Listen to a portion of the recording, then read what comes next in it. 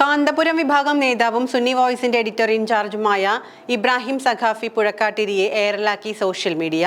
ഒരു പാവം സ്ത്രീയുടെ സന്തോഷം ഒരു വാക്കിലൂടെ ഇല്ലാതാക്കിയപ്പോൾ നിങ്ങൾക്ക് എന്തു കിട്ടി ഉസ്താദെ എന്നാണ് ചോദ്യം. തികച്ചും ന്യായമാണ് ഈ ചോദ്യം. സംഭവം ഇങ്ങനെയാണ്. ഭർത്താവ് മരിച്ചിട്ട് 25 വർഷം പടപൊരുതി ജീവിച്ച ഒരു വീട്ടമ്മ നഫീസുമ്മ, 3 പെൺമക്കൾ. കൂലിപ്പണിയെടുത്തും വീട്ടുജോലി ചെയ്തുമാണ് എല്ലാവരെയും വളർത്തി വലുതാക്കിയത്. അന്നൊക്കെ നഫീസുമ്മ സന്തോഷം എന്തെന്ന് അറിഞ്ഞിട്ടില്ല. ഇപ്പോൾ 3 പെൺമക്കളെയും വിവാഹം കഴിപ്പിച്ചയച്ച് സ്വസ്ഥയാണ് ഉമ്മ. അടുത്തിടെ മകൾ ജിഫ്നയ്ക്കൊപ്പം കോഴിക്കോട് സ്വദേശിനി നഫീസുമ്മ മനാലിയിൽ ടൂറ് പോയി.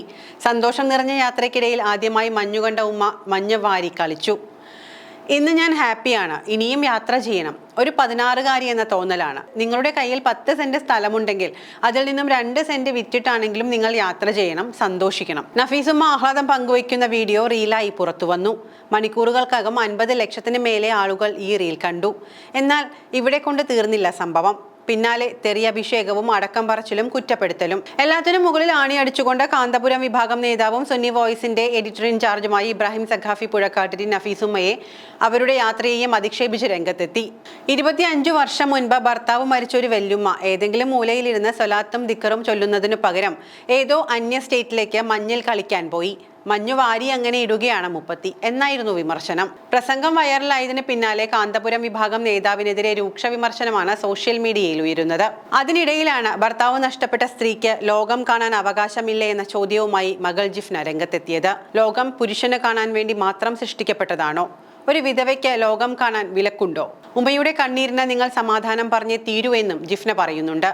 പടച്ചോന്റെ സൃഷ്ടികൾ കാണാനായി കഴിഞ്ഞ ഡിസംബർ മാസത്തിൽ ഞാനും എൻ്റെ ഉമ്മയും നടത്തിയ തീർത്തും ആനന്ദകരമായ യാത്രക്കിടയിൽ ആദ്യമായി മഞ്ഞുകണ്ട ആഹ്ലാദത്തിൽ നിഷ്കളങ്കമായ എൻ്റെ ഉമ്മച്ചി മഞ്ഞിൽ അത്യാഹ്ലാദത്തോടെ സന്തോഷിക്കുകയും അതൊരു റീലായി പുറത്തു വരികയുമുണ്ടായി. അതിന് പിന്നാലെ തെറിയഭിഷേകവും അടക്കം പറച്ചിലും. ഇതൊക്കെ തുടങ്ങിയെങ്കിലും ഉമ്മയെ ഒരു വിധത്തിൽ സമാധാനിപ്പിച്ച പഴയ അവസ്ഥയിലേക്ക് തിരികെ കൊണ്ടുവരാൻ എനിക്ക് കഴിഞ്ഞിരുന്നു. എന്നാൽ അതൊരിക്കലും മതപരമായ രീതിയിലേക്ക് വളച്ചൊടിച്ച് ഗുരുതര പ്രശ്നമായി ചിത്രീകരിക്കപ്പെടുമെന്ന് ഒരിക്കൽ പോലും ചിന്തിച്ചിരുന്നില്ലെന്നും ഈ പോസ്റ്റിൽ പറയുന്നു. പ്രമുഖ പണ്ഡിതൻ ആ പ്രഭാഷണത്തിലൂടെ തകർത്തത് ഒരു കുടുംബത്തിന്റെ മുഴുവൻ സമാധാനമാണ്. എന്തിനു വേണ്ടിയാണോ ആർക്കു വേണ്ടിയാണോ ആ ഉസ്താദ് അത് പറഞ്ഞതെന്ന് എനിക്കറിയില്ല. ഇതുമൂലം എൻ്റെ ഉമ്മാന്റെ കണ്ണിൽ നിന്ന് ഒരു തുള്ളി കണ്ണുനീർ വീണിട്ടുണ്ടെങ്കിൽ തീർച്ചയായും നിങ്ങൾ ഇതിന് സമാധാനം പറഞ്ഞേ തീരൂ. ഞങ്ങളുടെ ശരിയും തെറ്റും ആരെയും ബോധിപ്പിക്കേണ്ടതുമില്ല. ആരോടും പ്രതികരിക്കാനോ മനസ്സിലാക്കി തരാനോ എനിക്ക് ഉദ്ദേശവുമില്ല. എന്നാൽ കൂടിയും ഈ പ്രസംഗം കാരണം ഇന്ന് എൻ്റെ ഉമ്മച്ചിക്ക് മരണവീട്ടിൽ പോലും പോകാൻ സാധിക്കാത്ത അവസ്ഥയാണെന്നും മകളുടെ കുറിപ്പിൽ പറയുന്നു. ഉമ്മയുടെ സന്തോഷം കെടുത്തുന്ന ഉസ്താദിന്റെ അധിക്ഷേപത്തിനെതിരെ മകൾ ജിഫ്ന ശക്തമായ ചോദ്യങ്ങൾ ഉയർത്തുകയാണ്. പ്രസംഗം വൈറലായതിന് പിന്നാലെ കാന്തപുരം വിഭാഗം നേതാവിനെതിരെ രൂക്ഷ വിമർശനമാണ് സോഷ്യൽ മീഡിയയിൽ ഉയരുന്നത്. മകളുടെ കുറിപ്പിന് പിന്തുണയുമായി നിരവധി പേരാണ് ഇപ്പോൾ എത്തിയിരിക്കുന്നത്. ഒരു സ്ത്രീയുടെ കണ്ണീര് വീഴ്ത്തിയ ഉസ്താദിന്റെ പ്രസംഗം ഒരിക്കലും ന്യായീകരിക്കാൻ കഴിയില്ല എന്നാണ് ഏവരും ഒറ്റക്കെട്ടായി പറയുന്നത്.